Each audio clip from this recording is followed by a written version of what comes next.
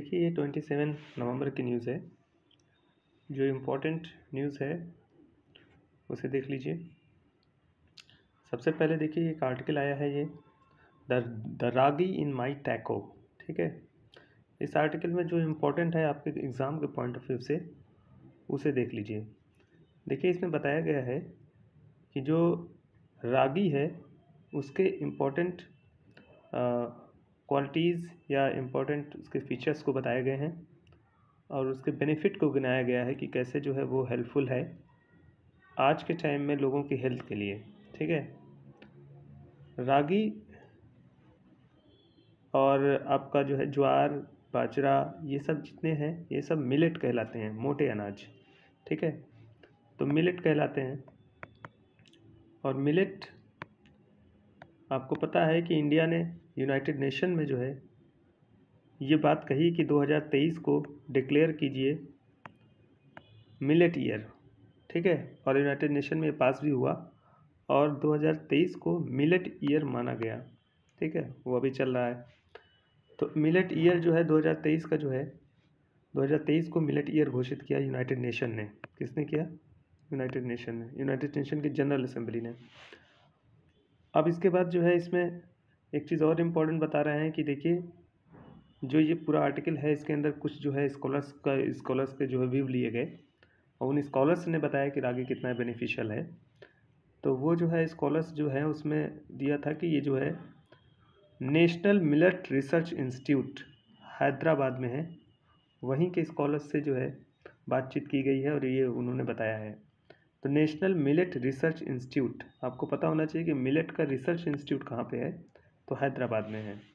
ठीक है, सरकार ने जो है, क्योंकि भारत ने जो है मिलेट ईयर घोषित करने के लिए कहा था, तो भारत ने अपने यहाँ भी, इंडिया ने अपने यहाँ भी जो है बहुत सारे प्रोग्राम चलाए मिलेट ईयर के नाम पे और मिलेट को बढ़ावा देने की बात की गई और बहुत सारे जो है एग्जीबिशन वगैरह लगाई गई। ठीक है, तो मिलेट जो है ये बहुत बेनिफिशियल है, आपके वीट और राइस से ज़्यादा अच्छा है। ठीक है, अब देखिए इसमें गवर्नमेंट ने मिलेट को श्री अन्न घोषित किया। ठीक है, श्री अन्न मतलब मिलेट ना कहिए, श्री अन्न कहिए इनको। ठीक, फिर उसके बाद नेशनल मिलेट 2007 मिशन, ये मिशन मिलेट के नाम पे 2007 में मनमोहन सरकार में शुरू हुआ था। National millet mission 2007। तो नेशनल मिलेट मिशन चल रहा है, इसमें जो है सरकार पैसा भी खर्च कर रही है, मिलेट को बढ़ावा दे रही है। ठीक है, क्योंकि ये जो है जैसे राइस है या वीट है ये सब वाटर कंज्यूमिंग क्रॉप्स हैं। नेशनल ये जो मिलेट्स हैं वो जो है इतना वाटर कंज्यूम नहीं करते हैं, इसलिए जो है इसको बढ़ावा देने की बात कही जा रही है। अब देखिए जो मिलेट पहले लोग खाते थे बहुत, चाहे ज्वार हो चाहे बाजरा हो, ये सब चीज़ें खाई जाती थी। लेकिन बाद में क्या हुआ, जब ग्रीन रिवॉल्यूशन आया तो ग्रीन रिवॉल्यूशन में वीट और राइस दोनों का जो है प्रोडक्शन बहुत बढ़ गया और फिर उसके बाद जो है ये मिलेट का जो है प्रोडक्शन धीरे धीरे कम हो गया। ठीक है, और आज ज़्यादातर जो है इंडिया का पब्लिक जो है ग्रीन रिवॉल्यूशन के बाद से फूड जो उनका इम्पोर्टेंट फूड है वो है आपका वीट और राइस। ठीक है, वीट और राइस पे डिपेंड है। तो मिलेट को बढ़ावा देने की बात तो कही जा रही है, लेकिन इसमें एक प्रॉब्लम ये भी है कि क्या लोग जो है इसके लिए तैयार हैं, क्या वो जो है छोड़ने के लिए तैयार हैं? सरकार तो बहुत कोशिश कर रही है। ठीक है, और लेकिन लग नहीं रहा है कि इतना आसानी से वो जो परंपरा एक तरह से कहिए जो आदत बन गई है, हैबिट हो गई है जो है डिपेंड रहने की वीट पे और राइस पे, वो अभी इतनी जल्दी नहीं जाएगी, धीरे धीरे जाएगी। ठीक है, दूसरी चीज़ ये है कि मिलेट में क्या चीज़ें होती हैं जिससे जो है बहुत बेनिफिट बताया जा रहा है इसका। तो देखिए रागी जो होता है, रागी के अंदर रागी प्रोटीन से फुल ऑफ प्रोटीन। ठीक है, विटामिन बी, प्रोटीन, ठीक, और एंटीऑक्सीडेंट होता है। ठीक, तो ये, और इसमें जो है शुगर बहुत कम होता है, शुगर पेशेंट्स के लिए ये रागी बहुत फ़ायदे की चीज़ है। ठीक है, तो इस तरह से इस आर्टिकल के अंदर यही सब बताया गया था मिलेट से रिलेटेड। अब नेक्स्ट जो है न्यूज़ की तरफ चलते हैं। देखिए ये जो है एक फ़ोटो जो है न्यूज़पेपर्स में आया था, इसमें ये दिखाया गया है कि दुनिया का लार्जेस्ट लार्जेस्ट जो आपका आइसबर्ग है, आइसबर्ग क्या होता है, समुद्र में जो है बर्फ़ जमी हुई, वो आइसबर्ग कहलाता है। तो लार्जेस्ट आइसबर्ग है जो पूरे वर्ल्ड का, वो उसका नाम दिया गया है A23A। ये जो है अंटार्कटिका में है, अंटार्कटिका में सब जमा हुआ है ज़्यादातर हिस्सा, ठीक है। उसी अंटार्कटिका सी में ये आइसबर्ग है, और ये आइसबर्ग जो है मूव कर रहा है, ठीक है, देखा गया। और इसका इसका साइज़ है, आप साइज़ का ज़रा अंदाज़ा लगाइए कि साइज़ इसका न्यूयॉर्क सिटी जो यूएस की है उसके 3 गुने से भी बड़ा है, 3 टाइम्स से भी बड़ा है, ठीक है। तो ये लार्जेस्ट आइसबर्ग है वर्ल्ड का, और ये मूव कर रहा है, ठीक है। पहली बार ऐसा देखा गया है 3 दशकों में कि ये थोड़ा मूव करना शुरू किया है, ठीक। चलिए, एक ये था, आपको पता होना चाहिए कि लार्जेस्ट आइसबर्ग क्या है और कहाँ है, क्या उसका नाम है, ठीक है। ये नंबर याद रखिएगा। अभी इसके देखिए, ये न्यूज़ है, साउथ कोरिया, जापान और चाइना ने, साउथ कोरिया, जापान और चाइना ने आपस में बातचीत करने को जो है फिर से बढ़ावा देने के लिए कहा है कि हम लोग जो है लीडर्स मी समिट करेंगे, मतलब हमारे जो है जो देश के नेता हैं वो आपस में बैठ के बातचीत करेंगे। कहने का मतलब है मीटिंग्स शुरू होगी साउथ कोरिया, जापान और चाइना के बीच, ठीक है। पहले होती थी लेकिन बीच में बंद हो गई थी, और जब से जो है चाइना का जो है साउथ चाइना सी में उसने अपना कंट्रोल बताया है कि चाइना ने क्या कहा, साउथ चाइना सी मेरा है, ठीक है। और इसी को लेके ज़्यादा बातें जो है बढ़ गई, साउथ कोरिया और जापान भी इसमें शामिल हैं, और फिलीपींस तो खासकर। तो साउथ चाइना सी को लेके चाइना से और आसपास की कंट्रीज़ से जो चाइना के आसपास हैं उनसे जो है एक तरह से टकराव शुरू हो गया, ठीक है। और वैसे भी चाइना और यूएस के बीच राइवलरी है, चाइना और यूएस जो है आपस में ठीक नहीं है इनका रिलेशन, ठीक है। तो चाइना और यूएस का रिलेशन ठीक नहीं है, और यूएस जो है सपोर्ट करता है साउथ कोरिया और जापान को, ठीक है। तो साउथ कोरिया और जापान की तरफ यूएस रहता है हमेशा, और इसी वजह से साउथ कोरिया और जापान के बीच से भी जो है चाइना की अनबन हो गई, ठीक है। कहने का मतलब है चाइना के जो एक तरह से जो उसका प्लान है कि वो आसपास के सारे एरिए को अपने अंडर में कर ले या अपना प्रभाव उस पर छोड़े, उसको लेके जो है साउथ कोरिया और जापान और भी जो आसपास की कंट्रीज उससे रिलेशन चाइना का बिगड़ा हुआ है, और उन सबको यूएस सपोर्ट कर रहा है, ठीक है। वो नहीं चाहता है कि चाइना बहुत आगे बढ़े, ठीक है। आगे बढ़ने के साथ साथ दूसरी कंट्रीज़ का जो इंडिपेंडेंसी है वो जो है ख़तरे में आ जा रही है, इसको लेके जो है ये रिलेशन जो है ख़राब हो चुका था, अब फिर उसको रिज्यूम करने की बात हो रही है। कह रहे हैं चाइना, साउथ कोरिया और जापान के लीडर्स आपस में बातचीत करेंगे, जो भी मसले वगैरह हैं सॉल्व करेंगे, ठीक है। एक ये न्यूज़ थी। दूसरी न्यूज़ देखिए, Russia puts Meta spoke person on wanted list without giving charges. तो ये देखिए, ये जो मेटा है ये एक कंपनी है, ठीक है, जिसके जो है स्पोक पर्सन है एंडी स्टोन। एंडी स्टोन ये स्पोक पर्सन है मेटा के, और मेटा यूएस की कंपनी है, और यूएस की सोशल प्लेटफॉर्म की कंपनी है, सोशल मीडिया की कंपनी है, और इसने जो है फेसबुक को ख़रीद लिया है। फेसबुक अब इनका है, और मेटा के जो स्पोक पर्सन है एंडी स्टोन, ये जो है इनको रशिया ने मोस्ट वांटेड की लिस्ट में डाल दिया है, ठीक है। क्यों ऐसा है? क्योंकि आपको पता है रशिया यूक्रेन वार में जब से गया है, रशिया और यूक्रेन वार शुरू हुई जब से, तो यूएस और रशिया के बीच रिलेशन सही नहीं है, ठीक है। और ये जो सोशल मीडिया है, फेसबुक वगैरह, वो रशिया के अगेंस्ट बहुत बोलते हैं, और बहुत ज़्यादा उस पर जो है चीज़ें चलती हैं। इसको लेके रशिया ने अपने यहाँ फेसबुक को भी बंद कर दिया है, और साथ में जो फेसबुक के जो स्पोक पर्सन एंडी स्टोन है, इनको जो है मोस्ट वांटेड की लिस्ट में डाल दिया है, ठीक है। इनके ऊपर कुछ मुकदमे वगैरह भी डालेंगे, ठीक है। तो ये है मेटा को लेके न्यूज़, मेटा, ठीक है। फिर देखिए, ये जो है इंटरनेशनल न्यूज़ है। Freetown Sierra Leona, Sierra Leone, ये कंट्री है सिएरा लियोन, अफ्रीका की कंट्री है, वो भी वेस्ट अफ्रीका की, है ना। इसकी कैपिटल है फ्री टाउन, फ्री टाउन इसकी कैपिटल है।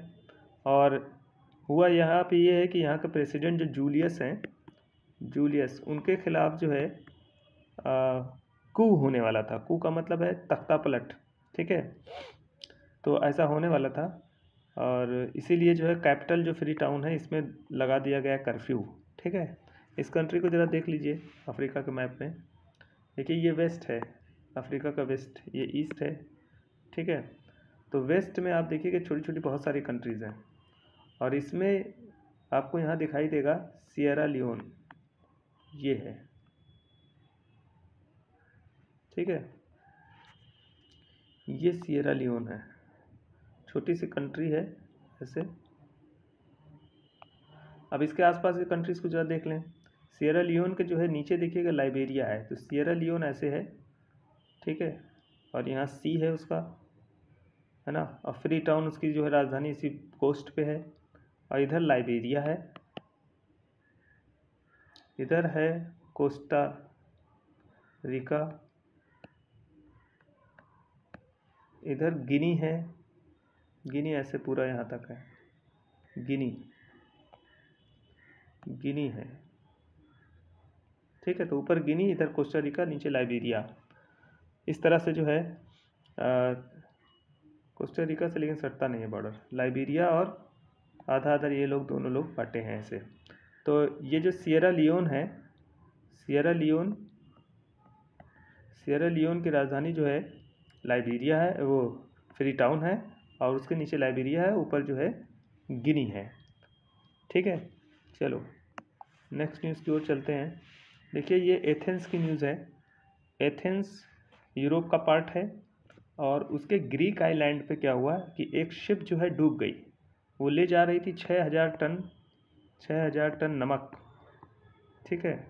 ये टन साल्ट ले जा रही थी इस्तांबुल से, इस्तांबुल तुर्की से ये जा रही थी इजिप्ट, अलेक्जेंड्रिया, इजिप्ट के अलेक्जेंड्रिया शहर को जा रही थी,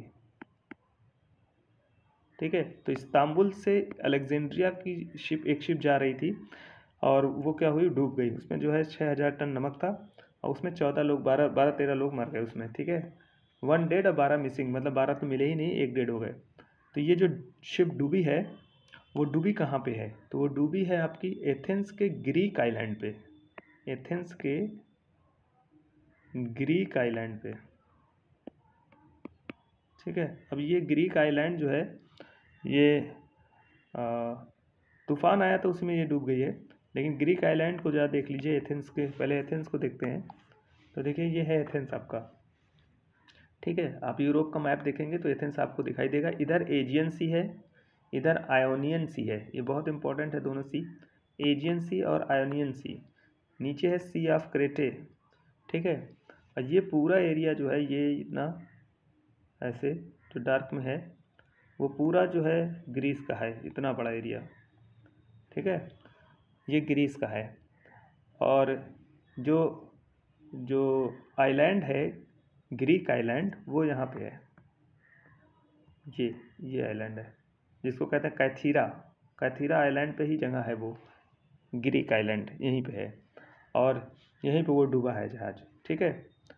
तो वो जा रहा था यहाँ से, टर्की से निकल के जा रहा था और उसको जाना था इजिप्ट, इस तरफ जाता वो शिप, रास्ते में ऐसे होकर जा रहा था तो रास्ते में ही वो डूब गया, ठीक है। तो आप देखिए कि ये इतना बड़ा जो है आपका एथेंस, एथेंस नहीं है वो जो है, ये जो ग्रीस है और एथेंस उसकी राजधानी है ग्रीस की, ठीक है।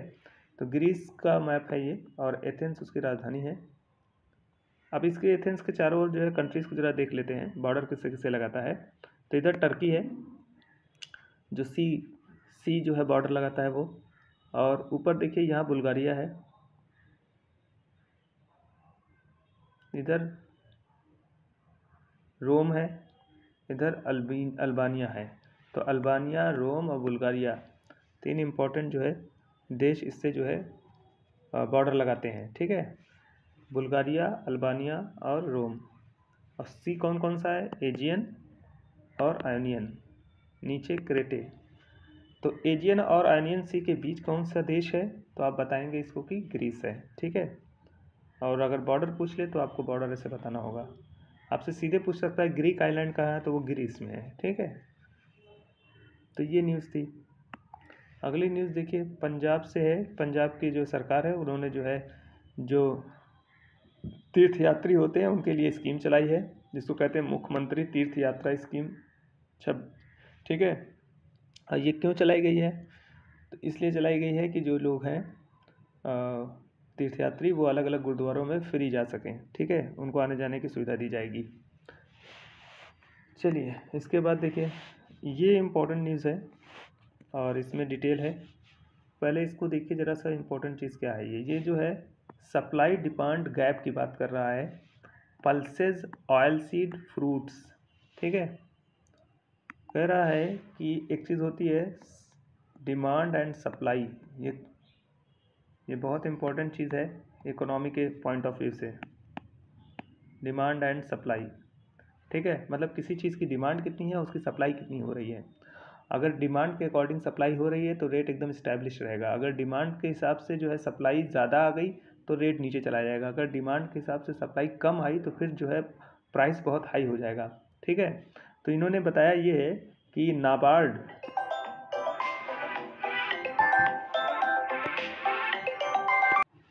देखिए डिमांड एंड सप्लाई, ठीक है। नाबार्ड जो है national agriculture board bank, national agriculture bank for national bank for agriculture research, ये पूरा है इसका फुल फॉर्म, ठीक है। नाबार्ड का national agriculture bank of national bank for agriculture research development, ठीक है। ये नाबार्ड का फुल फॉर्म है, जानते रहिए इसको। तो नाबार्ड एक बैंक है और ये जो है हेल्प करता है एग्रीकल्चर रूरल इकोनॉमी को, ठीक है, रूरल इकोनॉमी को, मतलब रूरल सोसाइटी को जो है जो भी डिमांड जो ज़रूरत पड़ती है मनी की या कैपिटल की, वो national bank of agriculture research ये प्रोवाइड कराता है। और एग्रीकल्चर के जो है एग्रीकल्चर को बढ़ावा देने के लिए, ठीक है। तो डिमांड एंड सप्लाई के ऊपर एक रिपोर्ट जो है नेशनल नाबार्ड की आई है और इस रिपोर्ट में जो है ये बताया गया है कि जो सप्लाई है एग्रीकल्चर प्रोडक्ट्स की या कमोडिटीज़ की, वो जो है कम होने वाली है, ठीक है। जैसे उन्होंने बताया कि वो कम होने वाली है और डिमांड बढ़ेगी और वो जो है प्रोडक्शन जो है कम हो रहा है, ठीक है। इस बात को जो है इन्होंने दिखाया है। खासकर उन्होंने दिखाया कि जो जिसको कहते हैं आपकी हाई वैल्यू कमोडिटीज़, उसकी बात इन्होंने की है इसमें, ठीक है। हाई वैल्यू कमोडिटीज़ की, हाई वैल्यू कमोडिटीज़,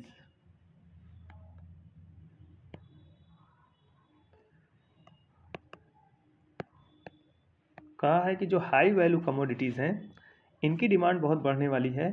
और क्यों बढ़ने वाली है? तो इन्होंने बताया कि देखिए पर कैपिटा इनकम जो है,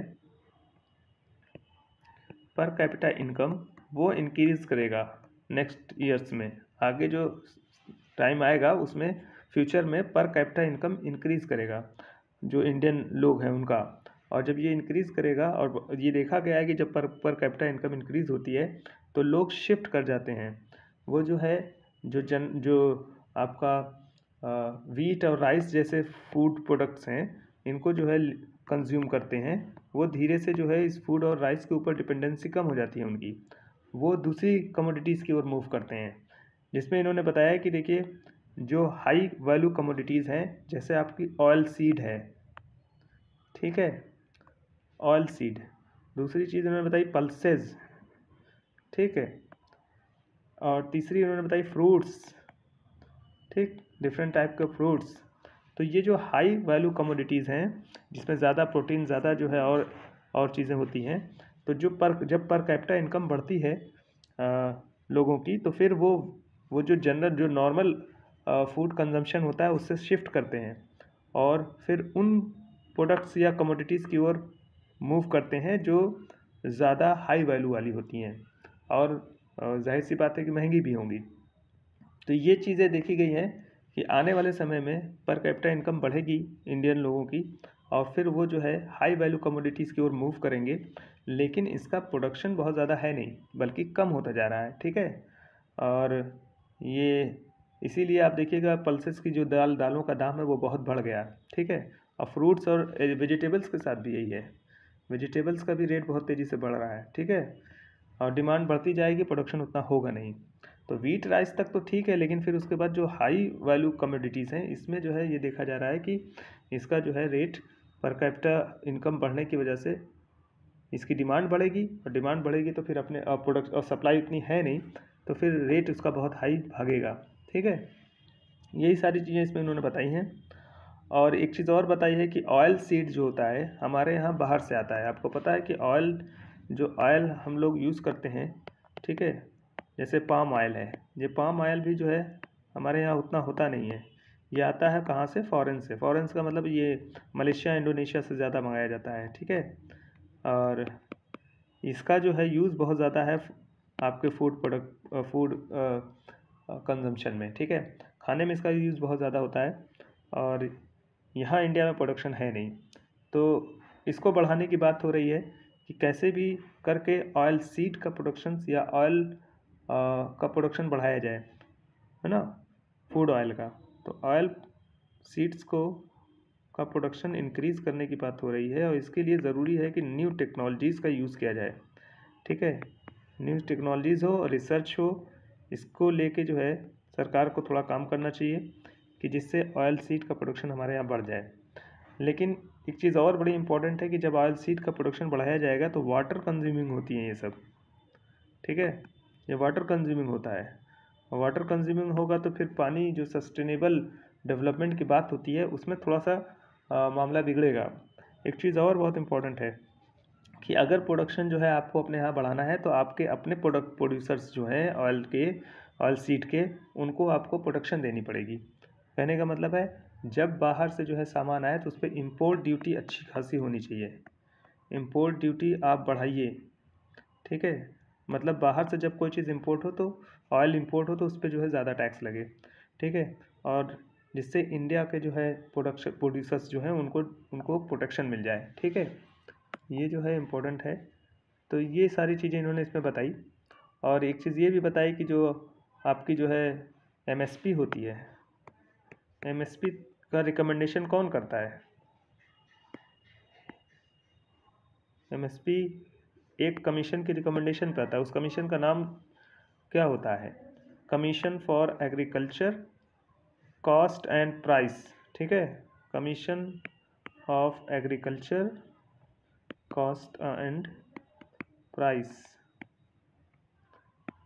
ठीक, CACP ये रिकमेंडेशन देती है तब एमएसपी तय होता है। तो इसने इस कमीशन ने जो है 2012 में जो है ऑयल सीड को लेके भी जो है रिकमेंडेशन दी थी कि आप अपने यहाँ जब इंपोर्ट कीजिए ऑयल को तो बहुत अच्छा खासा उस पर इम्पोर्ट ड्यूटी लगाइए और अपने यहाँ के प्रोड्यूसर्स जो ऑयल सीड्स के हैं उनको प्रोटेक्शन दीजिए, ठीक है।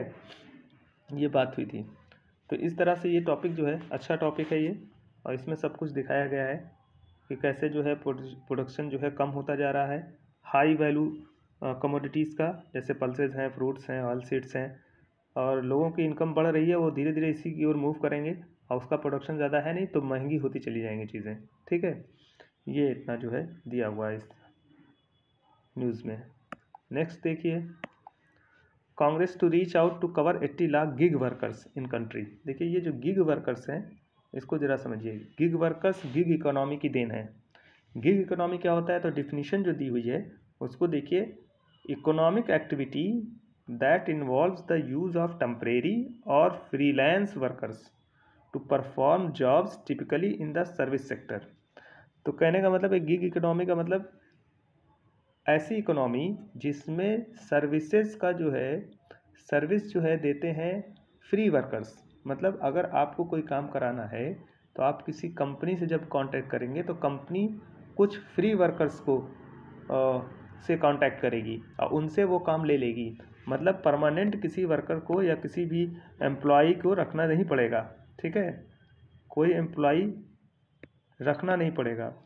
क्या होगा कि ये कंपनी है, इसके पास कोई प्रोजेक्ट आया या इसके पास कोई जो है ऑर्डर आया, तो ये क्या करेगी, उसको कंप्लीट कराने के लिए वो फ्री वर्कर्स को पकड़ेगी, ठीक है, और उनसे कहेगी कि आप वर्क कर दो हमारा। वो जब वर्क कर देंगे तो वो सप्लाई कर देगी उठा के, ठीक है। तो इस कंपनी को अपने एम्प्लॉई रखने की ज़रूरत ज़्यादा नहीं है, वो बाहर के जो है इंडिपेंडेंट वर्कर्स को जो है पकड़ेगी और उनसे काम करा लेगी, ठीक है। और टेम्परेरी ये वर्कर्स टेम्परेरी उसी खास प्रोजेक्ट के लिए वो उनसे काम लेगी, मतलब ठेका दे के काम करा लेना, आप ऐसे समझिए, ठीक है। तो एक बड़ी कंपनी है, वो जो है अगर कोई कोई प्रोजेक्ट ले रही है तो उसको जो है छोटे छोटे पार्ट में बांट के फ्री वर्कर्स को दे देगी, ठीक है, छोटे छोटे ठेकेदारों को दे देगी और फिर उनसे काम ले लेगी। लेने के बाद वो अपना काम निकाल लेगी। लेकिन और इससे फ़ायदा क्या होगा, इस कंपनी का फ़ायदा ये हुआ कि एम्प्लॉय को रखने और उसको जो है पूरा मेंटेन करने का जो खर्च होता है वो सब नहीं करना पड़ेगा, ठीक है। दूसरी चीज़ ये है कि इसमें सोशल सिक्योरिटी का जो मामला आता है वो एम्प्लॉय को मिलता है जब वो कंपनी में काम करते हैं। ऐसे फ्री वर्कर्स हैं तो इनको जो है सोशल सिक्योरिटी की कोई बात आएगी नहीं, जैसे इलाज वगैरह का जो मैटर आता है या जो उनको इंश्योरेंस की जो पॉलिसीज़ देनी पड़ती है, और भी सारी चीज़ें हैं, बहुत सारी चीज़ें एम्प्लॉय जब जो कंपनी के अंदर काम करता है तो उसको मिलती हैं, वो सब देने की ज़रूरत नहीं पड़ेगी। इस तरह से जो बड़ी कंपनियां होती हैं उनको जो फ़ायदा हो जाता है। तो गिग इकोनॉमी में बहुत ज़्यादा वर्कर्स काम कर रहे हैं इस वक्त। तो ये जो कांग्रेस है वो चाहती है कि वो 80 लाख गिग वर्कर्स कंट्री में काम कर रहे हैं, उनके तक पहुँच अपनी बनाए और उनको सोशल सिक्योरिटी की जो है बात कहे कि गवर्नमेंट सोशल सिक्योरिटी देगी। उन गिग वर्कर्स को कौन देगा, कंपनी नहीं देगी, गवर्नमेंट सोशल सिक्योरिटी देगी। ऐसा हुआ भी है, राजस्थान गवर्नमेंट ने दिया है, ठीक है, सोशल सिक्योरिटी किसको, गिग वर्कर्स को, जो वर्कर्स इंडिपेंडेंटली किसी कंपनी के लिए काम करते हैं, कंपनी के एम्प्लॉय नहीं होते हैं वो, ठीक है, ये है। तो ये गिग इकोनॉमी को समझते रहिए, और गिग वर्कर्स क्या होते हैं वो तो मैंने बता दिया है, ठीक है। तो कांग्रेस चाहती है कि उनके साथ कांटेक्ट बढ़ाया जाए, उनको सोशल सिक्योरिटी का जो है दिया जाए कि हम आपको वादा किया जाए उनसे और फिर उनके वोट लिए जाए, ये वाला मैटर है, ठीक है। फिर देखिए वर्ल्ड क्लाइमेट समिट होने वाली है, वर्ल्ड क्लाइमेट एक्शन समिट, देखिए इसमें एक्शन लगा हुआ है, ठीक। ये 2023 की होने वाली है आपकी दुबई में, ठीक है, दुबई में होगी। तो वर्ल्ड क्लाइमेट एक्शन समिट ये दुबई में होने वाला है,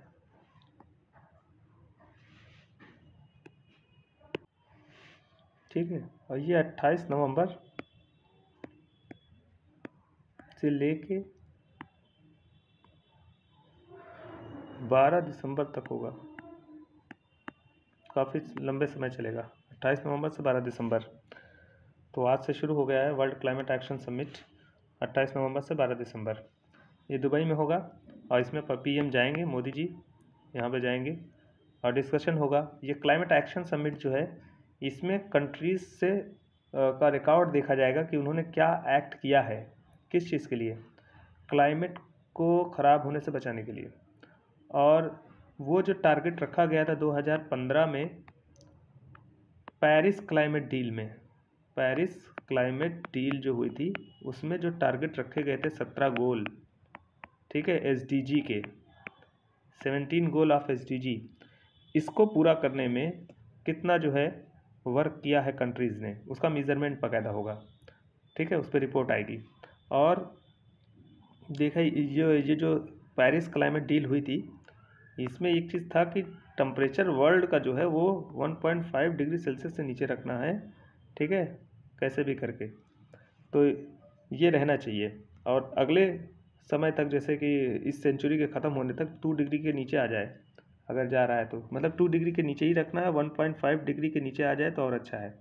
ये जो है आपका 2015 के पेरिस क्लाइमेट डील में किया गया था। और ये जो अभी जो है देख लीजिए थोड़ा सा कि ये जो है कोप क्या होता है, कोप कॉन्फ्रेंस ऑफ पार्टीज़ इसको कहते हैं, कॉन्फ्रेंस ऑफ पार्टीज़। अब कोप जो है ये जो होने वाला है ये कोप 28 होने वाला है, ठीक है। इधर लिख दे रहे हैं COP28 ये दुबई में होने वाला है, ठीक है। COP27 जो हुआ था वो इजिप्ट में हुआ था, शर्मल शेख में, ये इजिप्ट में, ये दुबई में। और COP21 था जिसमें पेरिस क्लाइमेट डील हुई थी।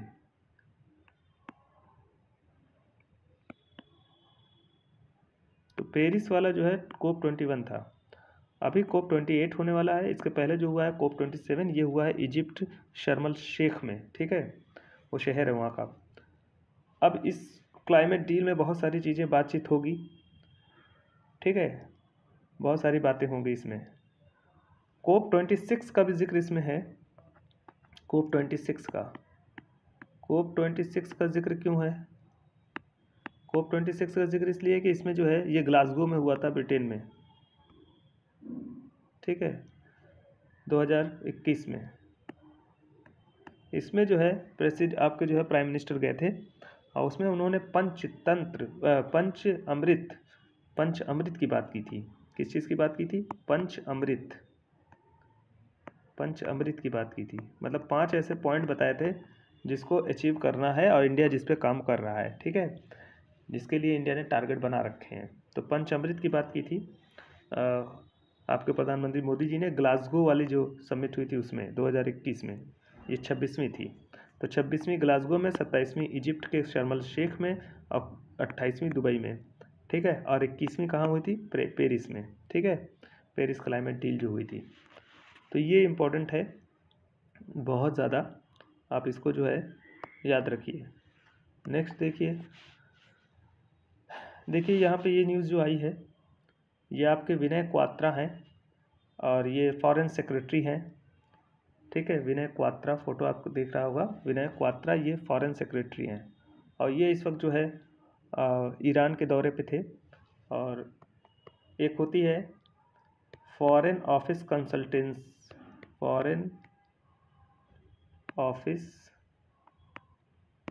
कंसल्टेशन, ठीक है। तो फॉरेन सेक्रेटरी यही मीटिंग कर रहे हैं सब जगह, ये एक तरह से मीटिंग है ये, ठीक।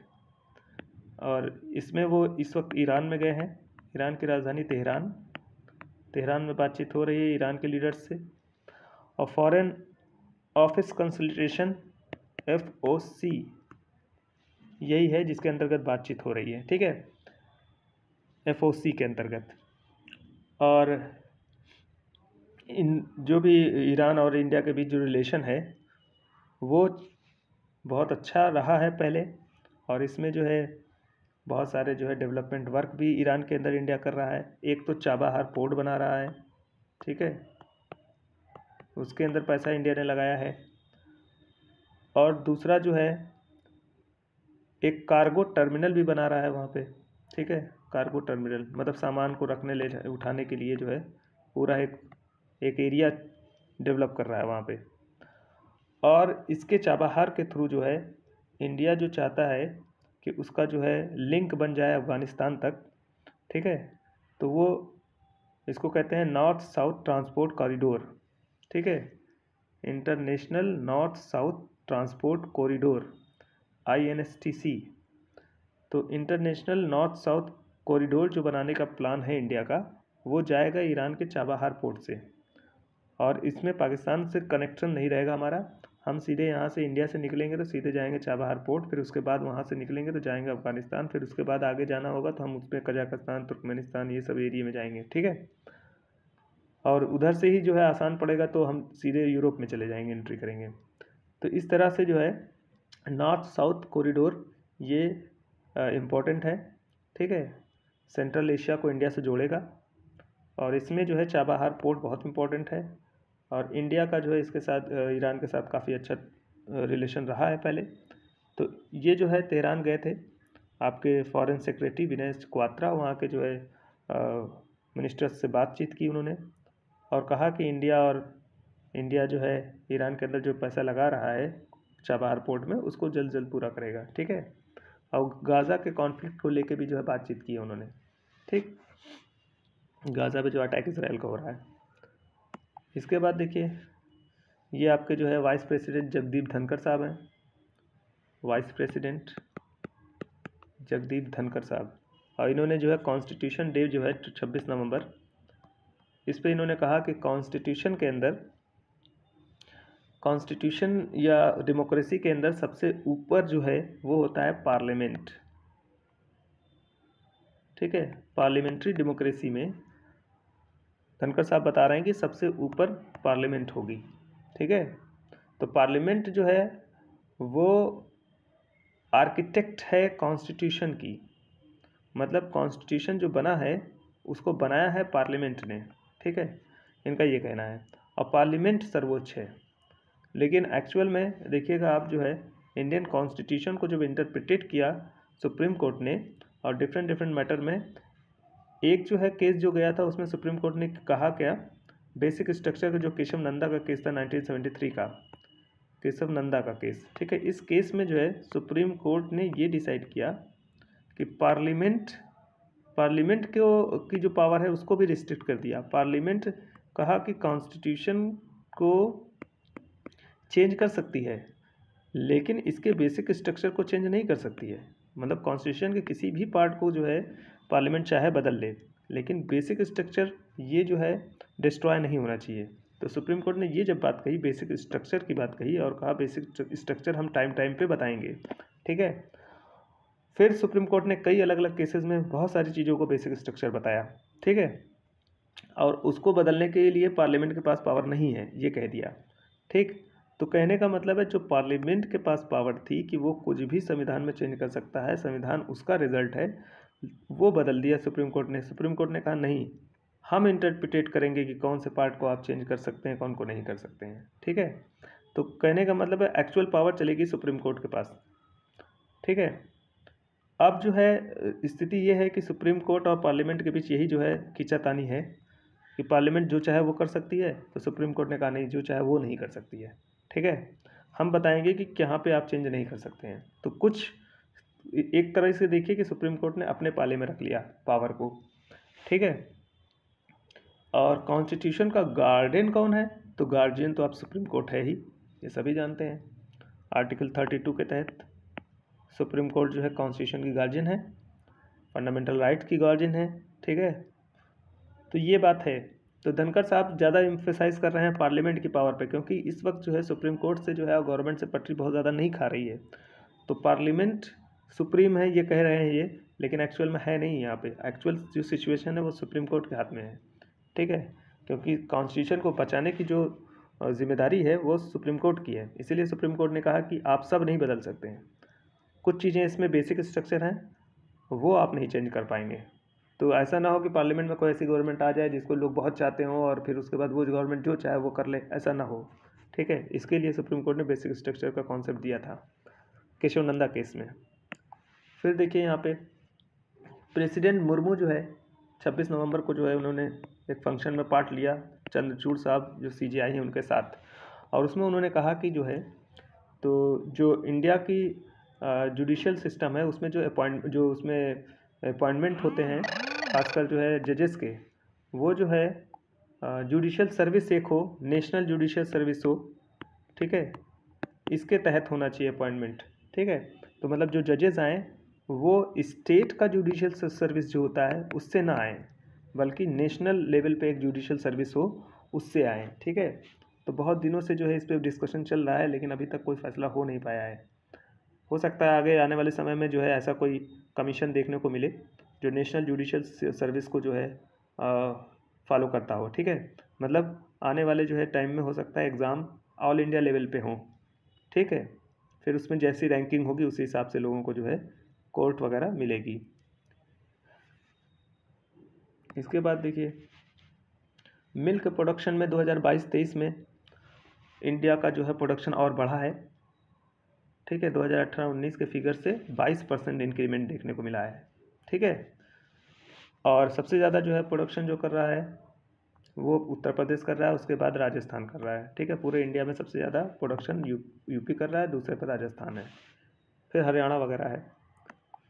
और ये जो प्रोडक्शन हो रहा है ये आपका ज़्यादातर जो है बुफैलो से हो रहा है, भैंस से। ठीक है, और आपको पता है पूरे वर्ल्ड में इंडिया जो है टॉप पे है इस मामले में, बुफैलो के दूध के मामले में। और ओवरऑल में तो डेनमार्क है, क्योंकि वहाँ गाय का दूध बहुत होता है, जर्सी गाय। इसके बाद देखिए एक जो है कमेटी है जस्टिस सिंधे कमेटी, उसका जिक्र हो रहा है, जस्टिस सिंधे कमेटी।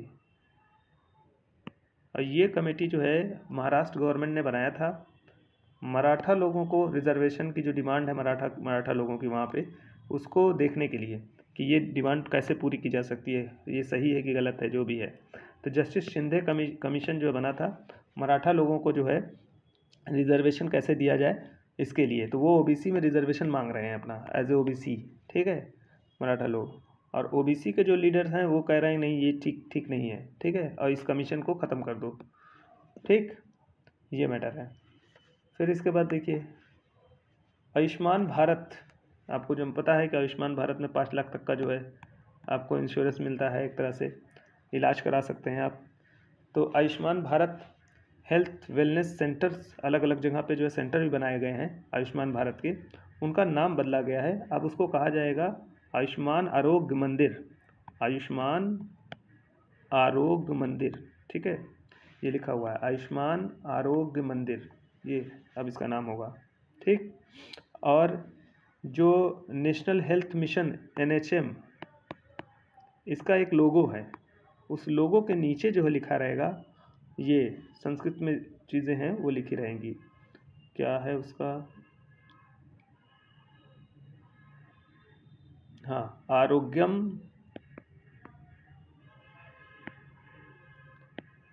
परमम आरोग्यम परमम धनम, मतलब health is most important property, you can say that, ठीक है, मतलब आरोग्य जो है, स्वास्थ्य सबसे ज़्यादा बड़ा धन है, ठीक है, ये है। तो ये जो है नेशनल हेल्थ मिशन का जो लोगो है, उस लोगो के नीचे लिखा रहेगा ये आरोग्यम परमम धनम, ठीक है, ये लिखा रहेगा आरोग्यम परमम धनम। इसके बाद देखिए ये जो है एक तेजस्वी यादव जो है बिहार के जो है उप मुख्यमंत्री हैं, उनसे रिलेटेड है। उन्होंने जो है एक जो है फ्रीडम फाइटर की बात कही है, यहाँ पे फ्रीडम फाइटर की बात कही है, उनका नाम है मेहर अली, यूसुफ मेहर अली।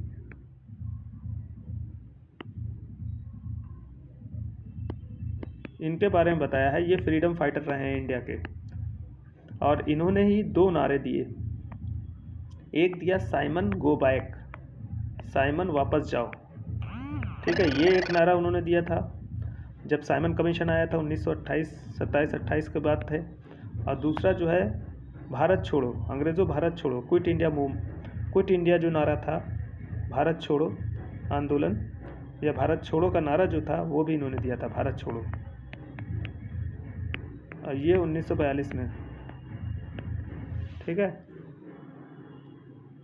तो ये जो है ये जो यूसुफ मेहर अली हैं, इनके बारे में इन्होंने जो है बात कुछ कही है, लेकिन यूसुफ मेहर अली को जानते रहिए, ये 2 नारा इन्होंने दिया था, साइमन वापस जाओ और भारत छोड़ो, ठीक है। तो इनका यही कहना है कि जो है बीजेपी जो है उन फ्रीडम फाइटर्स को जो मुस्लिम हैं उनको जो है वो रिस्पेक्ट बहुत ज़्यादा नहीं कर रही है, उनको जो है कम तर दिखाने की कोशिश कर रही है, उनको भुलाने की कोशिश कर रही है, ठीक है, जबकि उनका कंट्रीब्यूशन ज़्यादा है, उनका कंट्रीब्यूशन अच्छा खासा है, और उसको जो है बीजेपी बहुत ज़्यादा जो है आगे नहीं ले जाना चाहती है, नहीं बताना चाहती है, ठीक है। फिर ये देखिए ये जो है सुप्रीम कोर्ट जो चंद्रचूड़ साहब हैं, उन्होंने जो है 75वें साल पे, 75वां साल है हमारे संविधान के लागू हुए, ठीक है, तो 26 नवंबर को जो है ये बना है, लागू नहीं बना है, अडॉप्ट हुआ है, तो 75 साल हो गए हैं 26 नवंबर को। तो इस डे पे उन्होंने अपनी स्पीच दी, उसमें उन्होंने कहा कि देखिए जो सुप्रीम कोर्ट है वो जो है पीपुल्स कोर्ट है, सुप्रीम कोर्ट क्या, इंडिया की जुडिशरी सिस्टम जो है वो पीपुल्स कोर्ट है, ठीक है, इसमें कोई भी आ सकता है, अपनी बात कह सकता है, ठीक है। और सुप्रीम कोर्ट का भी उन्होंने जो है हवाला दिया और कहा कि सुप्रीम कोर्ट ऐसी कोर्ट है जहाँ पे कोई भी सिटीज़न आके अपनी जो है फंडामेंटल राइट्स अगर उस पर जा रहे हैं तो वो आके अपनी अपनी बात कह सकता है, जस्टिस ले सकता है। और बहुत सारे डिफरेंट टाइप के जो है प्रॉब्लम्स को लोग लेके आते हैं, जैसे लिबर्टी की बात आ गई, जैसे किसी को जो है अनलॉफुली अरेस्ट कर लिया गया तो उसको लेके आते हैं, ठीक है। बॉन्डेड लेबर की जब बात आती है तो सुप्रीम कोर्ट आते हैं लोग, PIL डालते हैं, उस पर हम लोग जो है फैसला सुनाते हैं। तो चीफ जस्टिस ने जो कहा कि जो है जो न्याय है वो इंडिया में आखिरी जो उम्मीद रहती है वो यही रहती है, वो जस्टिस से रहती है, मतलब जुडिशियल सिस्टम से रहती है, ठीक है। और सुप्रीम कोर्ट उसकी सबसे इम्पोर्टेंट ऑर्गेनाइजेशन है। तो ये इन्होंने कहा है इसमें, ठीक है। और ये भी कहा है कि कोई भी जो है आ सकता है सुप्रीम कोर्ट तक, अगर वो सुप्रीम कोर्ट के अंदर चीफ जस्टिस को बातें अपनी बता रहा है, किसी भी तरीके से लिख के दे रहा है, तो सुप्रीम कोर्ट का जो चीफ जस्टिस है उसकी जिम्मेदारी है कि वो उसको देखे, ठीक है। ये बात इन्होंने कही है इसमें। इसके बाद देखिए एक न्यूज़ है आपकी, जो है 3 लॉज जो आपके हैं क्राइम के, क्रिमिनल लॉज जो हैं, उसको जो है अब चेंज किया जा रहा है। चेंज तो बहुत ज़्यादा नहीं किया जा रहा है, कुछ चीज़ें चेंज की जाएगी, बस खाली नाम ज़्यादा बदला जा रहा है।